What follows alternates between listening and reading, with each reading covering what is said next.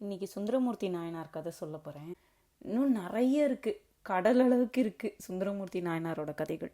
அதனால் இன்றைக்கி அதை கொஞ்சம் விவரமாக சுந்தரமூர்த்தி நாயனார் கதை பார்க்கலாம் அப்படின்னு முடிவு பண்ணேன். ஆனால் சுந்தரமூர்த்தி நாயனார் கதை தெரிஞ்சுக்கிறதுக்கு முன்னாடி அந்த கதையை கேட்டாலும் படித்தாலும் ஒரு அதிசயம் வரும். இப்படி கூட நடக்குமா, இப்படி கூட நம்ம சுவாமி பண்ணுவாளா, அடியார்களுக்கு அடியாளா இப்படி இருப்பாளா அப்படின்னு நம்மளுக்கு ஆச்சரியமாக வரும்.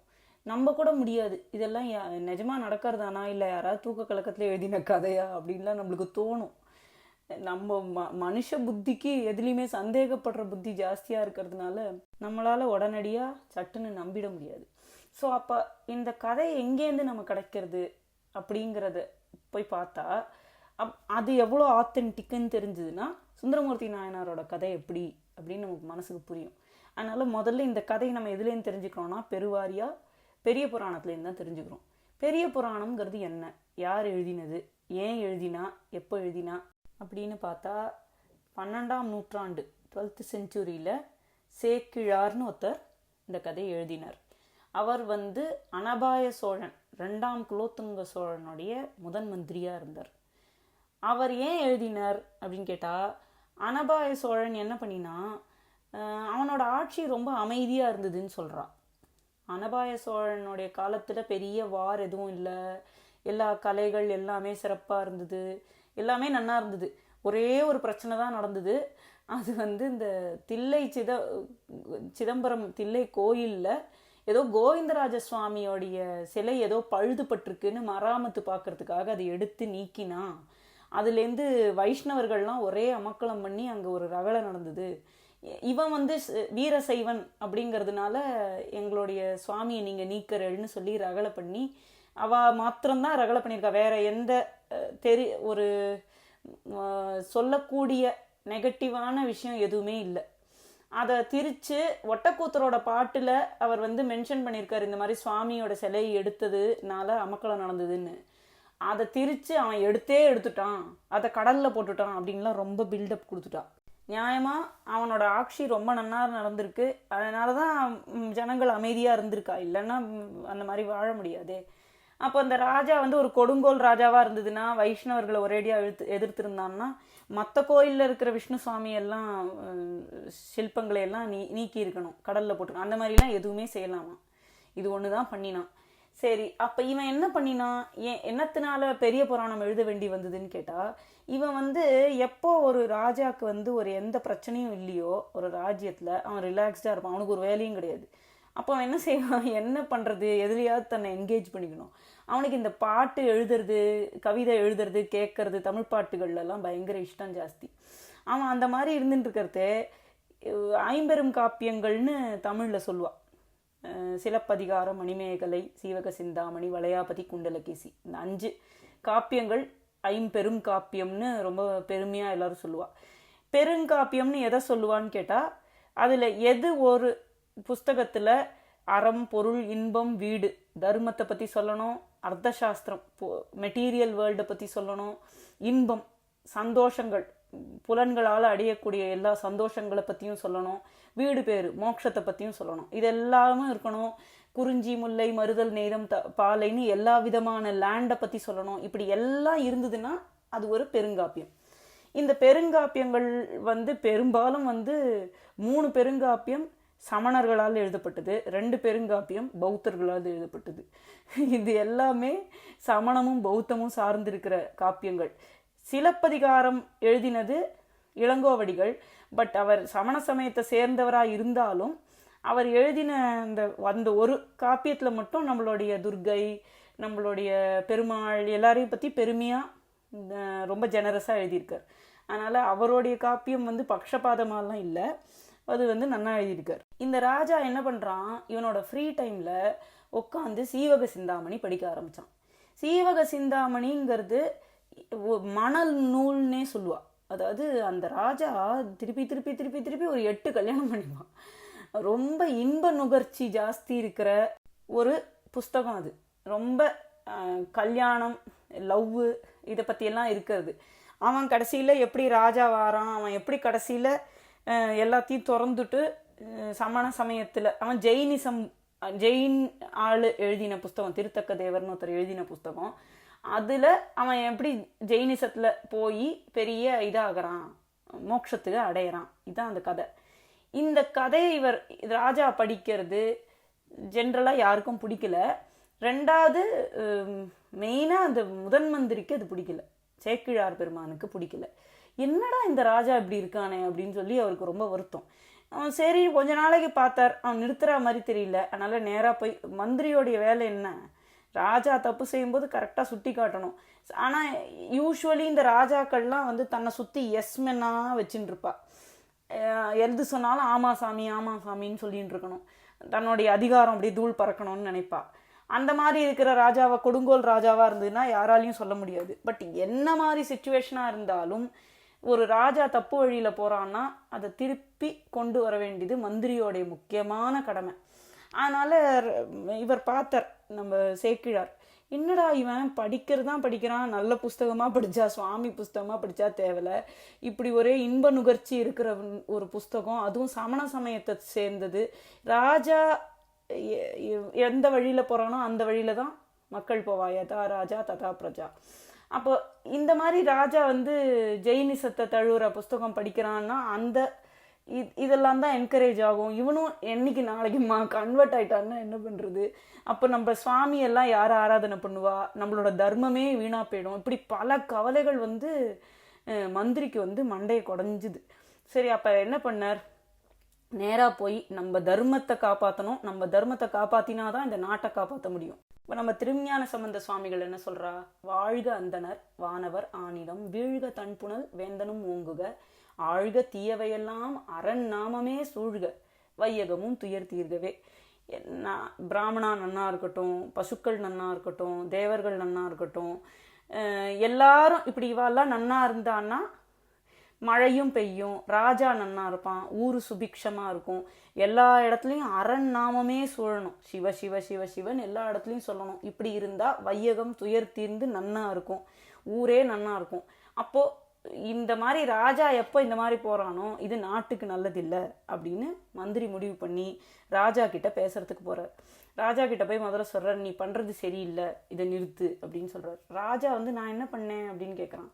நீ படிக்கிற இந்த புஸ்தகம் உனக்கும் மைண்டுக்கு நல்லதில்லை, இந்த ஊருக்கே நல்லதில்லை. இப்போ ராஜாவுக்கு நல்லது இல்லாதுன்னா நாட்டுக்கே நல்லது கிடையாது.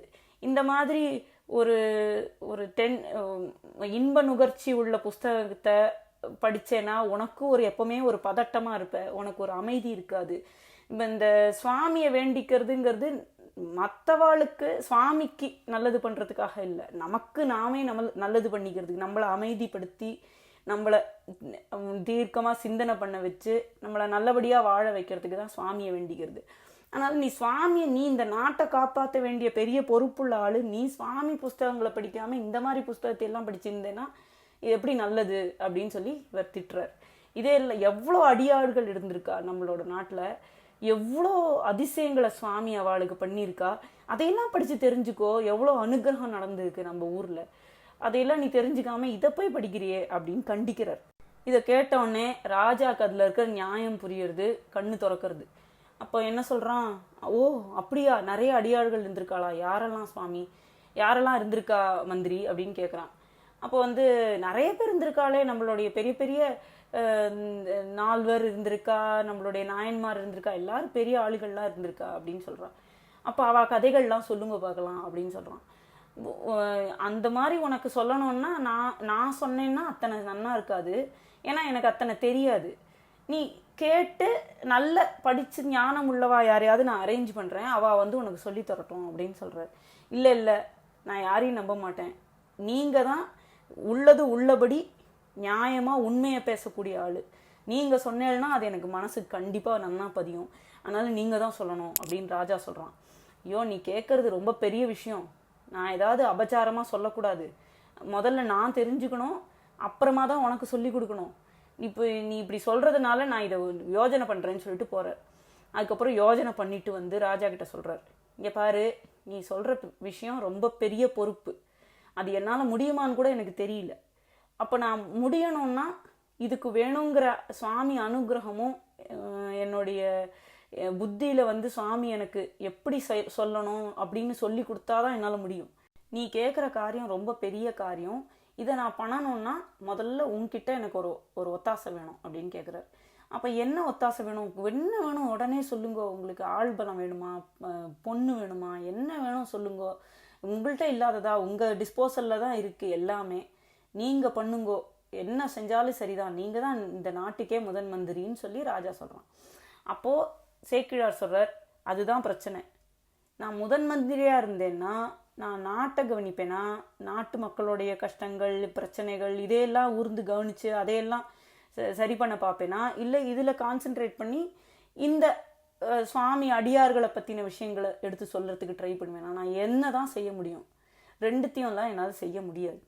அதனால் உனக்கு நான் இந்த வேலை செய்யணும்னு தோணித்துனா முதல்ல இந்த முதன் மந்திரி வேலையிலேருந்து நீக்கு அப்படின்னு சொல்லிவிடுறார். இந்த இடத்துல நான் நினச்சிக்கிறேன், ஒருத்தர் வந்து முதன் மந்திரியாக இருக்கார், பெரிய நாட்டு சுபீட்சமாக வாழற ஒரு நாட்டில் பொண்ணும் பொருளுமா சௌக்கியமாக வாழக்கூடிய ஒரு பொசிஷனை எனக்கு வேண்டாம், அடியார்கள் கதையை சொல்லணும், நாட்டு மக்களுக்கு நல்லது பண்ணணும், இதுக்காக இந்த வேலையை நான் ராஜினாமா பண்ணுறேன்னு ஒருத்தர் சொல்கிறார். இந்த இடத்துலேருந்து நம்ம எங்கே வந்துட்டோம், அதை நினச்சி எனக்கு கொஞ்சம் வருத்தமாக இருக்குது. ராஜா கொஞ்சம் சொல்லி பார்க்குறான். அதுக்கப்புறம் சரி, அவர் சொல்கிறதுல இருக்கிற நியாயத்தை புரிஞ்சுட்டு சரின்னு அவர் அனுப்பிடுறான். அவர் என்ன பண்ணுறாரு, நேராக போய் நம்ம இதிலே சைவத்திலேயே வந்து கோயில்னா வந்து சிதம்பரம் தான் அப்படின்னு சொல்லுவாள். அதுதான் பெரிய சைவ சமய கோயில். அதனால் நேராக சிதம்பரத்துக்கே போயிடுறார். போய் அங்கேயே விழுந்திருக்கார், சுவாமி சந்நிதியிலேயே விழுந்து, சுவாமி எனக்கு அனுகிரகம் பண்ணுங்கோ, நான் என்ன செய்வேன், இதை எப்படி சொல்லணும்னு எனக்கு தெரியாது. அவர் திருத்தொண்ட தொகையெல்லாம் படிச்சிருக்கார். திருத்தொண்ட தொகை சுந்தரமூர்த்தி நாயனார் எழுதினது. ஆனாலும் இவருக்கு வந்து ஒரு இன்ஸ்பிரேஷன் இல்லை, எப்படி எழுதணும்னு தெரியல. அந்த பேரெல்லாம் மாத்திரம் இருக்குது திருத்தொண்ட தொகையில், அந்த நாயன்மார் பேரெல்லாம் மாத்திரம் இருக்கே தவிர விவரமாக இல்லை கதைகள். அப்போ இவர் என்ன செய்யணும்னே எனக்கு தெரியல. அப்போது சுவாமி வேண்டிகிட்டே இருக்கார். அப்போது இவருடைய தபசுக்கு இறங்கி தானே அடியார்களோட கதையை எழுத வைக்கணுங்கிறதுக்காக தான் இத்தனை நாடகம் போட்டது சுவாமி. அவருக்கே இதில் ரொம்ப இஷ்டம் இருக்கிறதுனால இறங்கி வந்து இவருக்கு மனசுக்குள்ளே போய் அசரீரியாக என்ன வார்த்தையில் ஆரம்பிக்கணும் அப்படின்னு முதல் வார்த்தையை எடுத்து கொடுக்குறார் சுவாமி. உலகெல்லாம் அப்படின்னு ஆரம்பித்து எழுது, மேலே மேலே நீ எழுது, உனக்குள்ளே இருந்துன்னு நான் சொல்கிறேன் அப்படின்னு சுவாமி சொல்கிறார். உடனே சேக்கிழார் பாட ஆரம்பிக்கிறார். உலகெல்லாம் உணர்ந்து ஓதற்கரியவன் நில உலாவிய நீர்மலி வேணியன் அழகில் சோதியன் அம்பலத்தாடுவான் மலர் சிலம்படி வாழ்த்தி வணங்குவான்னு சொல்லி அதுக்கப்புறம் பெரிய புராணத்தை பாட ஆரம்பிக்கிறார். ஏன் இதுக்கு சொல்கிறேன்னா, இது சேக்கிழாரே சொந்தமாக இட்டுக்கட்டி சொன்னது கூட இல்லை, சுவாமியே சேக்கிழாருக்குள்ளே இருந்து எல்லாத்தையும் சொன்னது. அதனால் இந்த கதையை கேட்டு இந்த கதையெல்லாம் கேட்டால் நம்ம மனசுக்குள்ளே இருக்கிற அழுக்கெல்லாம் போகிற மாதிரி ஒரு ஃபீலிங் வரும், ஒரு பாசிட்டிவ் தாட்ஸ் வரும், எவ்வளோ நல்லது நமக்கு. இந்த சுவாமியோடைய கதைகளை கூட ஸ்கந்த புராணம் சிவபுராணம் இப்படிலாம் சொல்லுவாளே தவிர அடியார்கள் கதைங்கிறதுனாலேயே இதுக்கு பெரிய புராணம், சுவாமி புராணத்தை விட வசத்தி அடியார்களோட கதை. சுவாமியே அப்படிதான் ஃபீல் பண்ணியிருக்கார். இனிமே நம்ம சுந்தரமூர்த்தி நாயனார் கதைக்குள்ளே போகலாம். பெரிய புராணத்தில் சுந்தரமூர்த்தி நாயனார் கதையை உபமன்யு முனிவர்னு ஒருத்தர் சொல்கிறதா எழுதியிருக்கார். என்னன்னு எழுதியிருக்கார், சுவாமி ஒரு நாளைக்கு இந்த தேவர்கள் எல்லாரும் வந்து தரிசனம் பண்ணுறதுக்கு வரா அப்படின்னு சொல்கிறதுனால சாதாரணமாக உடம்பு பூரா திருநீர்த்த சாம்பலை பூசிண்டு புலித்தோலும் யானை தோலுமா கட்டிண்டு நான் பாம்பையெல்லாம் உடம்பெல்லாம் போட்டுன்னு இருக்கிற சுவாமி தன்னுடைய பக்தர்கள் தன்னை தரிசனம் பண்ணவராளே அவளுக்கு அனுகிரகம் பண்ணுறதுக்காக நல்லா ட்ரெஸ் பண்ணிக்கிறாராம். ஒரு நாள் ட்ரெஸ் பண்ணிட்டு ஒரு பளிங்கில் தன்னுடைய பிம்பத்தை தன்னோட ரிஃப்ளெக்ஷனை பார்த்து சுந்தரா வா அப்படின்னு கூப்பிடுறார். சுவாமி கூப்பிட்ட உடனே இவருடைய பிரதிபிம்பம் உயிரோட உள்ளேருந்து வந்துடுறது. அவர் தான் சுந்தரர். அவர் கைலாசத்தில் சுவாமிக்கு அணுக்க தொண்டராக இருக்கார். எல்லாரும் வந்து தரிசனம் பண்ணிட்டு போகிற இடத்துல இவர் எப்போவுமே சுவாமி கூடையே தான் இருப்பார். வரவாளுக்கெல்லாம் விபூதி கொடுக்கறதும் சுவாமிக்கு டெய்லி மாலை கட்டி சுவாமிக்கு போடுறதும் இதுதான் அவரோட வேலை. நாள் பூரா அங்கே தான் இருப்பார். அவர் ஒரு நாளைக்கு எல்லாருமா இந்த மந்திரமலையை கடைஞ்சு அமிர்தம் எடுக்க முயற்சி பண்ணும்போது ஆலகால விஷம் வந்துடுறது. அந்த விஷத்தை என்ன பண்ணுறதுன்னு தெரியாமல் சுவாமியை ஓடி வந்து ஸ்துதிக்கிறா. காப்பாத்துங்கோ காப்பாத்துங்கோ, விஷம் வந்துடுத்து காப்பாத்துங்கோன்னு எல்லாரும் வந்து தேவர்கள் ஸ்துதி பண்ணும்போது சுவாமி வந்து பயப்படாதீங்கோ அப்படின்னு சொல்லிட்டு சுந்தரா போய் அந்த ஆலகால விஷத்தை கொண்டு வான்னு சொன்னாராம். சுந்தரர் தான் போய் அந்த விஷத்தை எடுத்துன்னு, இவர் சுவாமியோடைய பிம்பம்ங்கிறதுனால சுந்தரருக்கு அது ஒன்றும் பாதிக்கலையாம். அதை அவர் எடுத்துன்னு வந்து சுவாமி கிட்ட கொடுத்தாராம். இல்லைன்னா அது கிட்ட கூட யாரும் நெருங்குறதுக்கு பயந்தாலாம், அவ்வளோ ரேடியேஷன். அப்போ அதை கொண்டு வந்து சுவாமி கிட்ட கொடுத்தாராம். அப்போ தான் சுவாமி ஆலகால விஷத்தை குடிச்சாருன்னு கதை. இதனால நம்ம சுந்தரருடைய பேர் ஆலால சுந்தரர் அப்படின்னு ஆச்சு. இந்த ஆலால சுந்தரர் சுவாமி கிட்ட வேலை பண்ணிகிட்டே இருக்கும்போது ஒரு நாளைக்கு நந்தவனத்தில் சுவாமிக்கு மாலை கட்டுறதுக்கு பூ பறிக்க போகும்போது அங்கே தேவி பார்வதி அம்பாளுடைய 2 தோழிகள் பூ பறிக்கிறதுக்கு வரா. ஒருத்தி பேர் கமலினி, இன்னொருத்தி பேர் அனிந்தை.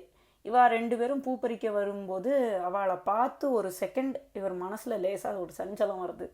அவளுக்கும் இவரை பார்த்த உடனே இவ்வளோ அழகா இருக்காரே அப்படின்னு தோணுறது. இது நடந்த உடனே சுவாமி அவளையெல்லாம் கூப்பிட்டு கைலாசத்துல இதுக்கெல்லாம் இடம் இல்லை, நீங்கள்லாம் இங்கேருந்து போங்கன்னு சொல்லிடுறார். உடனே சுந்தரர் புழண்டு அழறார். சுவாமி என்ன இப்படி பண்ணாதீங்கோ, என்னை விட்டுடாதீங்கோன்னு கெஞ்சறார். இல்லை இல்லை, இது ஒரு கர்மா, இதை நீ தீர்த்து தான் ஆகணும். இதை தீர்த்த உடனே நீ திருப்பி கைலாசத்துக்கு வந்துக்கலாம். உனக்கு மனசுல தோணின இந்த ஆசையை நீ பூலோகத்துல பிறந்துதான் தீர்த்துக்கணும். கைலாசம் இதுக்குரிய இடம் இல்லைன்னு சுவாமி சொல்லிடுறார். அப்போ சுந்தரர் வந்து, உங்களை விட்டுட்டு போனோமா சுவாமி, நான் எப்படி இனிமே உயிரோடு இருப்பேன், நான் எப்படி வாழ்வேன்னு ரொம்ப மனசு உருகி அழறார். அப்போ சுவாமி கிட்ட ஒரு வரம் கேட்குறார். ஒரு சத்தியம் பண்ணுங்கோ, நான் மேற்கொண்டு கர்மாக்களை சேர்த்துண்டு பூமியிலேயே இருக்கா மாதிரி ஆயிடாம, திருப்பி பிறப்பு எடுக்கிற மாதிரி ஆயிடாம, உங்ககிட்ட இந்த ஒரு கர்மா தீர்ந்த உடனே நேராக உங்ககிட்ட திரும்பி வரா மாதிரி எனக்கு அனுகிரகம் பண்ணுறதா, என்னை தடுத்தாட்கொள்றதா எனக்கு சத்தியம் பண்ணுங்கன்னு சுவாமி கிட்ட கேட்குறார். சுவாமியும் அந்த வரத்தை கொடுத்து தமிழ்நாட்டில் இருக்கிற திருநாவலூருங்கிற ஊரில் வாழற சடையனார் இசைஞானியாருங்கிற தம்பதி, குருக்கள் குலத்து தம்பதிக்கு மகனா பிறக்கிறதுக்கு அனுகிரகம் பண்ணுறார். அங்கே வந்து பிறந்துட்டார் நம்ம சுந்தரர். அவருக்கு அப்போ பேர் நம்பி ஆரூரர் அப்படின்னு பேர் வைக்கிறார் அவள் அப்பா அம்மா.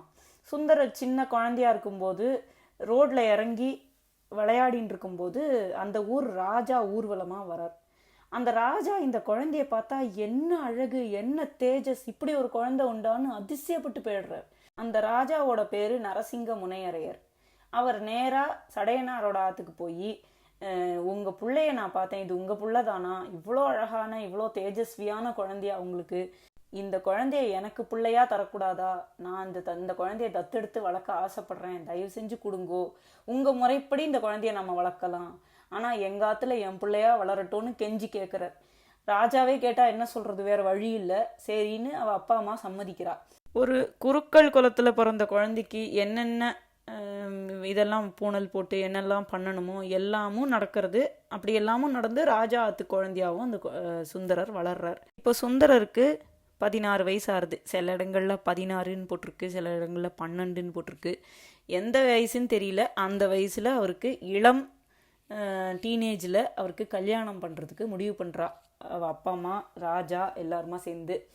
பக்கத்து ஊரில் இருக்கிற ஷடங்கவி சிவாச்சாரியா, அதே குலம் குருக்கள் குலத்தில் ஒரு நல்ல பொண்ணாக பார்த்து ஒரு 1000 பேரை விசாரித்து எல்லா இடத்துலையும் பேசி, இந்த பிள்ளைக்கு இந்த பொண்ணை பண்ணலாமா, இவா 2 பேரும் பொருத்தமாக இருப்பாளான்னு எல்லா விசாரணையும் பண்ணி கல்யாணத்துக்கு முடிவு பண்ணி நிச்சயமும் பண்ணிவிடுறா. குறிப்பிட்ட நாள் அன்னைக்கு சுந்தரரை நன்னா மங்கள நீராட்டு பண்ணி, அவரை குதிரை மேலே ஏற்றி நன்னா ட்ரெஸ் பண்ணி, அவரை ஊர்வலமாக கொண்டு வந்து மணமேடையில் உட்காத்தி வச்சு மந்திரம்லாம் சொல்லி அக்னி வளர்த்து மணப்பொண்ணை கொண்டு வாங்கோ அப்படின்னு சொல்கிற சமயம். இப்போ தாலி கட்ட போகிறார், அந்த மாதிரி ஒரு சமயம். அப்போ தான் அந்த பொண்ணையே அவர் பார்க்க போகிறார், இன்னும் பார்த்துட்டே இல்லை பொண்ணையே. அந்த சமயத்தில் ஒரு பெரியவர் வரார். இது வரைக்கும் ஜனங்கள்லாம் என்ன பேசிக்கிறா, இந்த சுந்தரர் எத்தனை அழகாக இருக்கார், எத்தனை தேஜஸ்வியாக இருக்கார், புள்ளனா இப்படி தானே இருக்கணும் அப்படின்னு பேசின்னு இருந்தா. இப்போ இந்த வயசானவர் வந்த உடனே எல்லாரும், ஐயோ இந்த வயசில் கூட இவர் இத்தனை ஒரு நன்னா இருக்காரே பார்க்கறதுக்கு, இளமைதான் அழகுன்னு நம்ம இத்தனை நாள் நினச்சிருந்தோம், இவர் இத்தனை தேஜஸ்வியாக இருக்காருன்னு ஒருத்தருக்கு ஒருத்தர் பேசிக்கிறா. ஒருத்தர் வரார், நல்ல வயசான பெரியவர், கழுத்தில் ருத்ராட்ச மாலையெல்லாம் போட்டுண்டு தாடியெல்லாம் வச்சுண்டு கைத்தடியை ஊனிண்டு திருநீரெல்லாம் பூசிண்டு எல்லாம் ஜம்முன்னு வரார் ஒருத்தர். பார்த்து எல்லாரும் அதிசயிச்சு போய் நின்றுருக்கா. அவர் என்ன பண்ணுறார், மேடைக்கு அருகே போய் நின்றுண்டு எல்லா மேளத்தாள ஓசை எல்லாத்தையும் நிறுத்திட்டு மணமகனை பார்த்து, ஆரூரா, உனக்கும் எனக்கும் ஒரு வழக்கு இருக்குது, ஒப்பந்த அடிப்படையில் அதை முடிச்சுட்டு நீ இந்த கல்யாணத்தை பண்ணிக்கோ, அது வரைக்கும் நீ கல்யாணம் பண்ணிக்க முடியாது, இப்படி சொல்கிறார். எல்லாரும் வழக்கா, என்ன வழக்கு என்ன வழக்குன்னு கேட்குறா. திருநாவல் நகர் ஆரூரன் என் அடிமை அப்படின்னு சொல்கிறார். அடிமையா? என்ன சொல்கிறேன், என்ன வளர்றல்? சுந்தரர் ஒரு முக்கியமான கேரக்டர் அப்சர்வேஷன் என்ன பண்ணணும்னா, அவர் பிராமணா குலத்தில் ஒரு சிம்பிளான ஃபேமிலியில் பிறந்திருந்தாலும் வளர்ந்தது பூரா ராஜாவுக்கு பிள்ளையாக வளர்ந்துருக்கார். வயசும் சின்ன வயசு. இப்போது அவருக்கு ஒரு எதுலேயுமே அடங்கி போய் அவருக்கு பழக்கமே கிடையாது. அதுலேயும் ஒரு வயசானவர் அடிமைங்கிற வார்த்தை சொன்ன உடனே அவருக்கு சுறுசுறுன்னு கோவம் வந்துடுறது. யாருக்கு அடிமை? என்ன தப்பாக பேசுகிறாள்? ஒரு மனுஷன் எப்படி இன்னொரு மனுஷனுக்கு அடிமையாக இருக்க முடியும்? என்ன பெரியவரே, நீங்கள் சொன்ன மாதிரி நாங்கள் கேள்விப்பட்டதே இல்லை, அந்த மாதிரிலாம் நடக்க வாய்ப்பில்லை, நம்பி ஆரூரர் எப்படி உங்களுக்கு அடிமையாக இருக்க முடியும்னு எல்லாரும் எதிர்த்து கேள்வி கேட்குறா. எனக்கிட்ட சாட்சி இருக்குது, இந்த ஆரூரன் எனக்கு அடிமைன்னு சாட்சி என்கிட்ட இருக்குது அப்படின்னு சொல்கிறார்.